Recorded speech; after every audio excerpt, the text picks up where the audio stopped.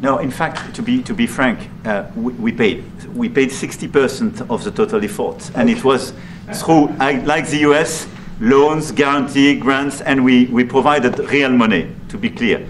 Yeah, we're trying to do some economic development deals. They have a lot of things that we want, and we'll see. I mean, I don't know if that will come to fruition, but we'd love to be able to do that if we could. You know, they have massive rare earth. It's a very large, it's actually the largest in terms of land. It's by far the largest country. And they have very valuable things that we could use, and we have things that they could use, and it would be very good if we could do that. I think it would be a very good thing for world peace and lasting peace. Well, I mean, our first, by far, our first thing that we want to do, the first element of the overall transaction is ending the war. But if, just as we're doing with Ukraine, if we could do some economic development in terms of Russia and getting things that we want, something like that would be possible, yes. Mr. President, Mr. President. Yes, go ahead, please. Can you explain the rationale in having the U.S. vote against the UN resolutions that Ukraine proposed and also the U.S. proposed? I would rather not explain it now, but it's sort of self-evident, I think. Mr. President, what about increasing the tariffs on products from the European Union? Is that still something you want to do today? Well, it's not increasing, it's reciprocal. So whatever they charge us, we're charging them. So it's not a question of increasing. If they charge us 20%, we charge them 20%. If they charge us 30 or 40%, then we do that too. So that would be on European Union, but that really would be with respect to everybody. It's reciprocity. So reciprocal. Whatever they charge us, we charge them. Nobody has a problem. Even you. I see you don't have a problem anymore, right? Mr. President, are you thinking of going to Moscow soon, maybe in May for the 9th of May for the anniversary? I mean, not soon, but I would be certainly, if this all gets settled out, which I think it will, sure, I would go there, sure. And he'd come here, too. On the 9th of May on the Red Square?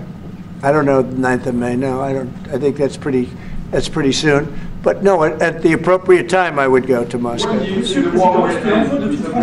I think the war could end soon. How soon? Within weeks. Weeks? Yeah, I think so, right? Don't you think so? I'd like to have you. I think we could end it within weeks if we're smart. If we're not smart, it'll keep going and we'll keep losing young, beautiful people that shouldn't be dying. And we don't want that. And remember what I said, this could escalate into a third world war. And we don't want that either. Mr. President, your envoy Steve Witkoff suggested a temporary ceasefire in the conflict, but the Russian government has denied that out of hand. Are you worried that they're not dealing in good faith? No, I think they, at some point, will agree to that. I think they probably wanted to. And I think once you have a ceasefire, it's going to end, because they're not going from a ceasefire back to war. I think people have had their full. I'm just glad I was able to help, because there was no communication with Russia until I came along. Biden didn't communicate. He couldn't communicate with his own child. So Biden didn't communicate. He couldn't. It was terrible. He hadn't spoken to Putin in 3 years. You're trying to end a war. People are being killed. Every week, thousands of people are being killed. Soldiers, in this case, mostly. Also towns, you know, as missiles go in and back and forth.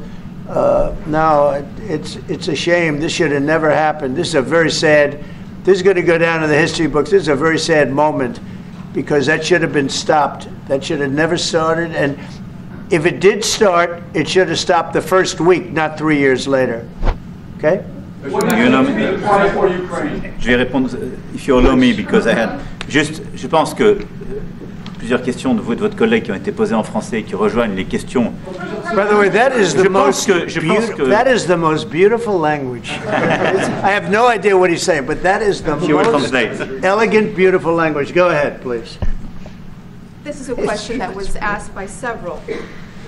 What we need to do is make sure that we are building peace. We have deterrence capabilities that have been restored. As President Trump said, there won't be any more problems. We've seen the U.S. re-engagement and the message that that sends to Mr. Putin. We have deterrence, which will allow a truce to take place, verification of that truce, and then a peace agreement can be put in place so that we can start rebuilding Ukraine with security guarantees. And we have a role to play in that. Again, I'm not preempting any discussions, but we've spoken about Ukraine's sovereignty, and that has been a subject of discussion between the US and Ukraine. We have also been working closely with our British partners this week. We've shared this information with other European countries, and we are ready and willing to provide those security guarantees, which could perhaps include troops, but they would be there to maintain peace. They would not be along the front lines. They would not be part of any conflict. They would be there to ensure that the peace is respected. Our assistance may include other capacity building, perhaps for the military.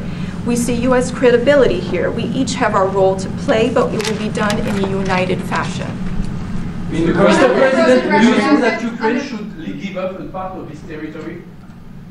Well, we're going to see. It's a negotiation that's just starting, and they've been fighting, and there's been a lot of land that's been taken. So we'll have to see how that works out. That's part of the negotiation.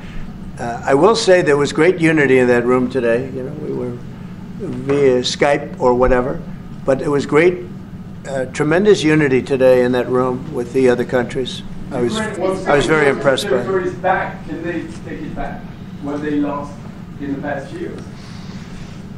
That's not an easy thing to do, is it? Right? It's not an easy. He's asking whether or not you can take back the land that they lost, and I say that yeah, perhaps some of it. Yeah, I hope so, but that's not an easy thing to do. But not everything. It's going to be something we're talking about. Will you convince Vladimir Putin to accept the European troops as peacekeeper? Will you think? Yeah, he will accept that. He will accept. I've asked him that question. You talked to him? I've asked him that question. Is France going to lift the block on the? Because he's not. Look, if we do this deal, he's not looking for more war. He doesn't mind. But I've specifically asked him that question. He has no problem with it. Is France going to lift the block on the $300 billion in frozen Russian assets in Belgium? France has opposed unfreezing it to pay Ukraine and compensate the U.S. for its support. Is France going to lift its opposition to that? This is, we speak about frozen assets. We already used them to back precisely the loans negotiated at the G7. And it's part of the sanctions. So it will depend on the follow-up of the discussions. But clearly, we respect international law. It's just frozen assets now. You can take the proceeds of the frozen assets, but you cannot take the assets themselves because it's not respecting international law, and we want to respect international law. How is one different than the other? You can take the proceeds from it, how can you not? Because it's very different. You keep the assets, you take the proceeds because they are paralyzed in a certain way, you take the proceeds during the wartime, but you keep the assets, and it's part of the negotiation at the end of the war. Because, this war costed all of us a lot of money. And this is the responsibility of Russia, because the aggressor is Russia. So at the end of the day, this frozen asset should be part of the negotiation, all in all. Will France support the U.S. being compensated? I support the idea to have Ukraine first being compensated, because they are the one to have lose a lot of their fellow citizens and being destroyed by these attacks. Second, all of those who paid for could be compensated, but not by Ukraine, by Russia, because they were the one to aggress. Again, just so you understand, Europe is loaning the money to Ukraine. They get their money back. No, in fact, to be frank, we paid 60% of the total effort, and it was through, like the US, loans, guarantee, grants, and we provided real money. To be clear, okay. We have 230 billion frozen assets in Europe, Russian assets, but this is not as a collateral of a loan because this is not our belonging. So they are frozen. If at the end of the day, in the negotiation we will have with Russia, they're ready to give it to us, super. It will be loan at the end of the day, and Russia will have paid for that. If you believe that, it's okay with me. But they get their money back, we don't, and now we do. But that's only fair. To do so. Russia be the one that pays everybody back? Are they the aggressor? Well, we're negotiating everything, and everything's on the table, and we'll see if we can get some land back, and we'll see about a lot of different things. And we're going to be making a little speech and say a few words. In a little while, we're going to have another meeting, a luncheon meeting, and we'll see you in about 2 hours. Okay? Thank you very much, everybody. Thank you, Fred. Moving out. Thank you. Moving out. Thank you very much. Thank you. Thanks, guys. All right, headed out the door right here, right here. Moving out. Thank you. Hey, Doug. Right here. Moving out. Cameras are out the door.